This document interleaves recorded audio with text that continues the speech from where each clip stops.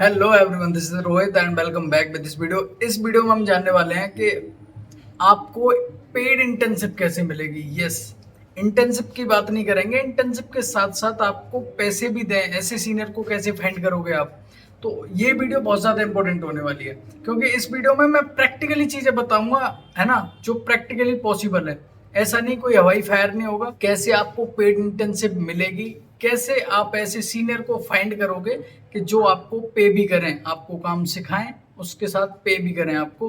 हालांकि इस इंडस्ट्री में, इस प्रोफेशन में ऐसा होता नहीं है नॉर्मली, जो इंटर्न्स को पे किया जाता है। लेकिन यस, कुछ प्रैक्टिकल वे होते हैं जिनके थ्रू आप ये फाइंड कर सकते हैं कि आपको पेड इंटर्नशिप मिल सकती है। एक लड़का था जो मेरे को मिला, उससे मैंने बातचीत करी, तो उसने, मैं भी कुछ मतलब सोच में पड़ गया। मैं कहा ये लड़का काफी आगे जाएगा, प्रैक्टिकली सोचता है, किताबी दुनिया से बहुत दूर है।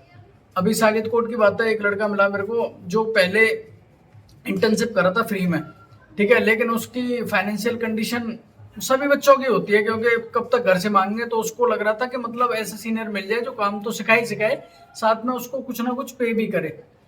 तो उसने क्या किया कि उसने सोचा कि ऐसे तो पता नहीं चलेगा, और मैंने काफी लोगों से उसने बोला भी हुआ है, जैसे कि जिससे भी मिल रहा है वो उनसे बोल रहा है कि मेरे को कहीं अगर कोई हो तो बता देना, रेफरेंस टाइप में, अगर कोई सीनियर को जरूरत हो तो मेरे को बता दो। सभी से कह रहा है जिससे वो मिल रहा है, लेकिन इससे उसका ना सोल्यूशन नहीं मिल रहा। तो उसने क्या सोचा कि इस कोर्ट में पूरे में कितने चैम्बर्स हैं, और एक चैम्बर्स में कितने एडवोकेट्स बैठते हैं, किसी ना किसी को तो जरूरत होगी, और कोई ना कोई तो पे करता ही करता है। तो उसने क्या सोचा कि चलो वन बाई वन शुरू करते हैं, स्टेप बाय स्टेप। ये लड़का हर चैम्बर जाता है, और चैम्बर के सामने आपको पता ही होगा कि नेम प्लेट लगी होती है एडवोकेट की, उनका नंबर भी होता है। तो ये लड़का क्या करता है, उनका नंबर लेता है, उन्हीं के चैम्बर के बाहर खड़े होके, चाहे वो लॉक हो चैम्बर चाहे खुला हुआ हो, उससे फर्क नहीं पड़ रहा। फर्क इस चीज से पड़ रहा था उसको कि बस नंबर मिल जाना चाहिए एक बार। तो जैसे वो फोन कर रहा है, कोई सर ये पूछ रहे हैं कि आपको नंबर किसने दिया, तो वो सिंपल से सच ही बोल रहा है कि आपके चैम्बर के बाहर ही खड़ा था, मैं यहाँ से लिया है मैंने। ठीक है, कोई ये कह रहा है आपको रेफरेंस किसने दिया है, आप किसके थ्रू आ रहे हो, मतलब इस तरह की बात है, नहीं हमें अभी जरूरत नहीं है।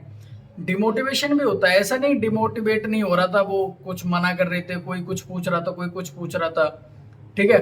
लेकिन उसने ना हार नहीं मानी, उसने सोचा सभी के पास कॉल करूंगा मैं, किसी ना किसी को जरूरत जरूर होगी। ऐसे ही करते करते पहला दिन पूरा निकल गया, उसने काफी लोगों को कॉल किया, कोई रेस्पॉन्स आया ही नहीं। ठीक है, सभी का यही था कि नहीं हमें ज़रूरत नहीं है, या फिर आपको किसने रेफरेंस किसने दिया है, नंबर किसने दिया है, ये इसी तरह की चीज़ें हो रही थी। नेक्स्ट डे क्या करता है वो, नेक्स्ट भी सेम, जैसे आज उसने टॉप फ्लोर से शुरू किया, टॉप फ्लोर एक दिन में खत्म किया, वहां पे कोई नहीं मिला। फिर वो नीचे वाले फ्लोर पे आया, जैसे सागित कोर्ट में 8th फ्लोर है, लोअर ब्लॉक में, आपको पता ही होगा।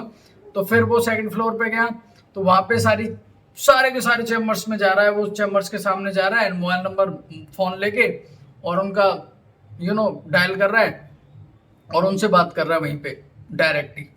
ठीक है, तो वहां पे चीजें वो कर रहा है, ये सारी चीजें करते करते एक सीनियर ने बोल दिया कि ठीक है आप कल आके मेरे से मिल लो। रिज्यूमे और सीवी उसने रेडी करके रखा हुआ था पहले ही। जैसे ही सीनियर ने ये बोला कि रिज्यूमे और सीवी मेरे साथ शेयर करो, तो उसने तुरंत तो रिज्यूमे और सीवी शेयर कर दिया, क्योंकि उसके पास पहले से रेडी था। फिर उसने क्या किया कि नेक्स्ट डे की तैयारी में लग गया कि अगर ये ना अपॉर्चुनिटी छूटनी नहीं चाहिए। ठीक है, तो उसने क्या किया, जिस ईयर में वो था स्टूडेंट, उस ईयर में जो सिलेबस था, वो सारे सब्जेक्ट के नाम याद करे, क्योंकि ज्यादातर बच्चों को वो भी नहीं पता होता, इवन दो कि वो उनका एग्जाम देते हैं, लेकिन पता नहीं होता काफी बच्चों को अगर पूछा जाए तो। ठीक है, इतने भी मतलब मंद बुद्धि होते हैं, कुछ होते हैं जो मतलब उनको फर्क ही नहीं पड़ता इस चीज से, लेकिन मैटर करती है ये सारी चीजें। उसने सारे सब्जेक्ट्स के नाम याद, नाम रट लिए एक तरह से। और फिर जो जो इम्पोर्टेंट सेक्शन है, जो जो इम्पोर्टेंट सेक्शन है उन सब्जेक्ट्स के अलग अलग, वो उसने इतना उसने याद कर लिया कि वो कम से कम उनका जवाब दे पाए, कम से कम ये लग पाए कि हाँ ये बच्चा जो है अवेयर है उस सब्जेक्ट से। उतना उसने तैयारी कर ली नेक्स्ट डे की।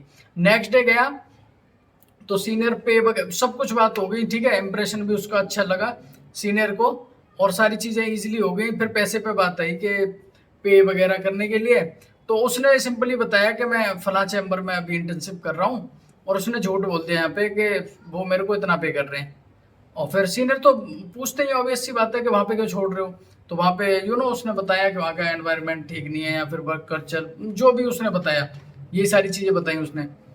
तो सीनियर ने बोला ठीक है, तो वहाँ पे कितने पैसे मिल रहे थे?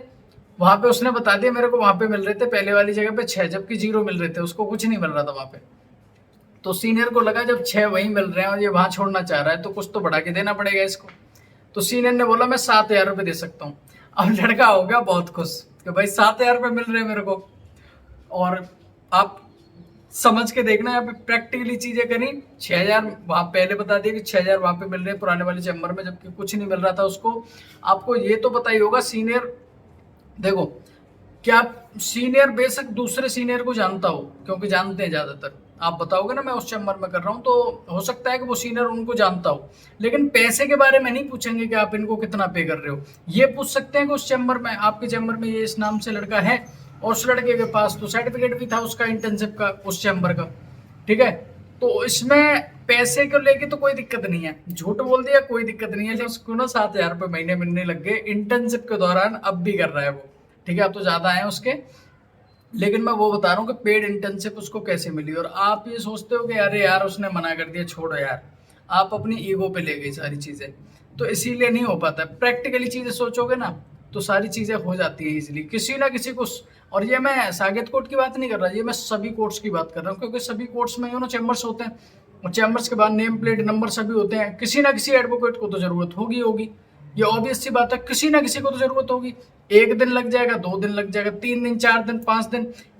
जिसको इंटर्नशिप मिल ही नहीं रही, जिसको पैसे मिल ही नहीं रहे, पैसे के लिए परेशान है, एक दूसरे से कह रहा है कि भाई मेरे को लगवा दो, मेरे को लगवा दो, मेरा रेफरेंस लगवा दो, ठीक है। ये भी करो, मैं ये नहीं कह रहा ये मत करो, लेकिन ये भी करो, ये भी प्रैक्टिकल चीज है। मैंने सुना तो मुझे लगा यार ये भी मतलब ठीक ही तो है, इसमें गलती क्या है, तो मैंने सोचा आपको बताऊं, ये भी प्रैक्टिकल वे है इंटर्नशिप लेने का।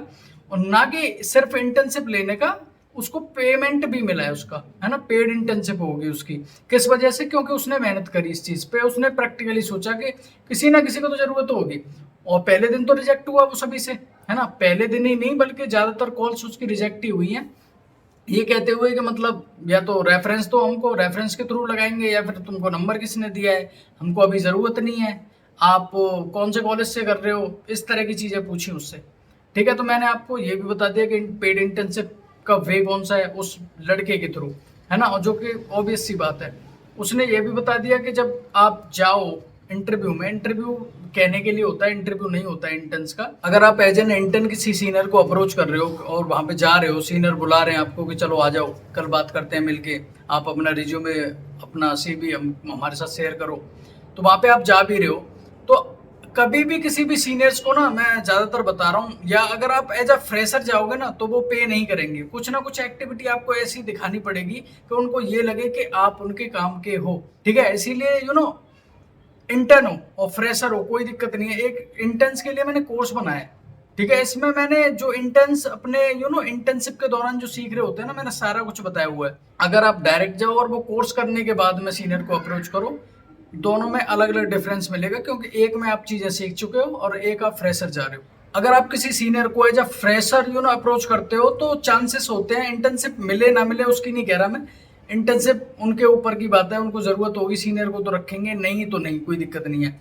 लेकिन अगर एज अ फ्रेशर जाओगे आप तो पे नहीं करेंगे। लेकिन अगर आप कुछ एक्टिविटी जो आप कुछ को पहले से ही आता हो उस फील्ड के बारे में, जैसे मैंने एक कोर्स लॉन्च किया था अभी इंटर्न्स को लेके कि इंटर्नशिप में क्या क्या चीजें करते हैं, क्या क्या चीजें सीखते हैं, अगर ये कोर्स करने के बाद किसी सीनियर को अप्रोच करोगे तो वो ऑब्वियस सी बात है आपको पे करेंगे आपकी एबिलिटी पे, क्योंकि आप वो चीजें जानते हो जो सीनियर आपको टास्क देंगे कि आपको ये करवा देना है।